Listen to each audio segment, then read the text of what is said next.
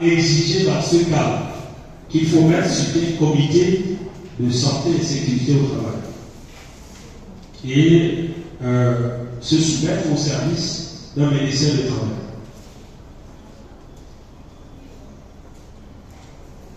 La loi impose également des visites médicales d'embauche. Vous savez ce que ça veut dire? Le visite médicale d'embauche signifie qu'au moment où l'employé opère l'entretien et qu'il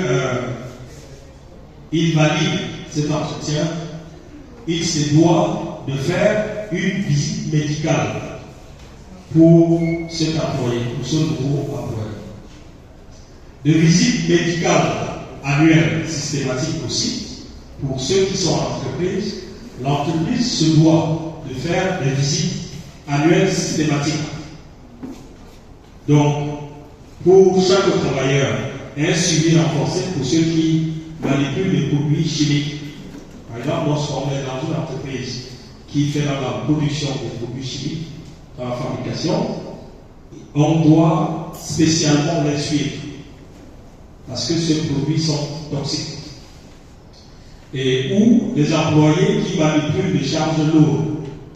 Donc il y a un suivi spécial pour cela. Pour la mise en application de cette loi, les inspecteurs de travail font des visites inopinées. Donc on le disait tout à l'heure, à travers le ministère du Travail, il y a des inspecteurs qui de temps en temps descendent dans les entreprises pour contrôler, pour savoir si les exigences sont respectées.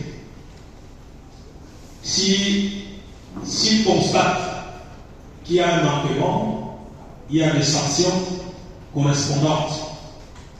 Et tout est prévu donc dans le code du travail. Et nous allons également vous exhorter à lire l'arrêté 039 MTPS IMT du 26 novembre 1984 fixant les mesures générales d'hygiène et de sécurité sur les lieux de travail.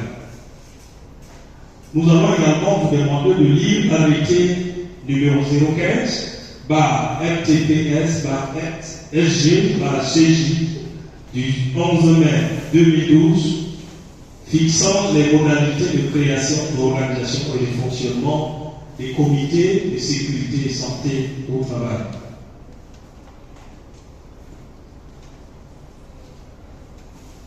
Nous avons parlé tout à l'heure des établissements classés.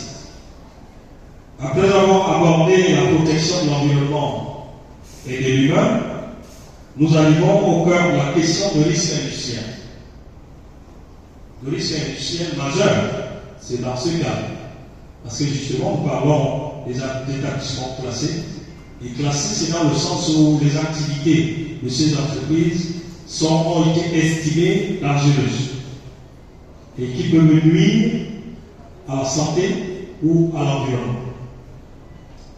Au Cameroun, justement, ce volet est encadré par la loi numéro 92, base 015 du 14 juillet 1992, relative aux établissements classés.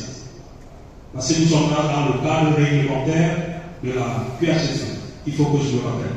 C'est pour ça que je parle de beaucoup de lois, de beaucoup des arrêtés et aussi beaucoup de décrets. Donc, il est question que les QHSE que vous êtes, vous sachiez les textes nécessaires qui encadrent le QHSE. Donc, on entend par établissement classé les usines, les ateliers, les dépôts, les chantiers et les carrières qui présentent des causes de danger et de nuisance, soit pour la sécurité, soit pour la salubrité ou la commodité du voisinage. Donc il faut le relever, c'est qu'on tient compte, le législateur a tenu compte du voisinage, l'environnement, les populations qui vivent aux alentours. On doit en tenir compte, parce que justement, l'humain est plus important. La loi camerounaise sépare donc ces installations en 3 catégories précises, selon leur dangerosité.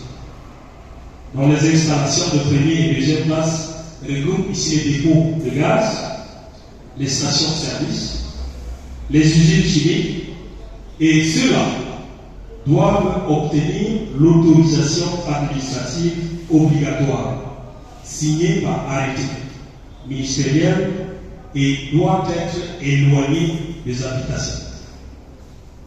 Donc, les installations de première et deuxième classe qui regroupent ici les dépôts de gaz, les stations-service, les usines chimiques. Les installations de troisième classe aussi concernent les activités les plus légères, comme les imprimeries, les ateliers mécaniques. Et ceux-là doivent être soumis à un régime de déclaration préalable. Donc, avant de lancer ces activités, il doit les déclarer, tout simplement. Alors que de l'autre côté, il faut l'autorisation administrative. Nous entrons dans la normalisation et les standards ISO.